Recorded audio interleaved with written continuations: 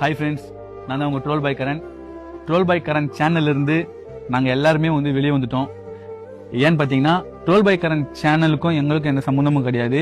அதில் வர சம்பளத்துக்கும் எங்களுக்கு தான் சம்மந்தன்ற மாதிரி சொல்லிட்டாங்க ஒரு சின்ன பிரச்சனைக்காக. அந்த சேனலில் மோத்திக்கும் மித்ரனுக்கும் எனக்கு என்னை சுற்றி இருக்கிற எல்லாருக்குமே சொந்தம் அப்படின்ற பட்சத்தில் தான் அந்த சேனல் நாங்கள் எடுத்துகிட்டு போனோம். 2 பேர் சேர்ந்து ஆரம்பிச்சோம். ஆனா எல்லாருக்குமே சொந்தம்ன்ற பட்சத்துல தான் அந்த சேனல் இருந்துச்சு. இப்போ ஒரு நபர் மட்டும் அது எனக்கு சொந்தம் அப்படின்றப்போ அந்த சேனல் நாங்க யாருமே இருக்க விரும்பல.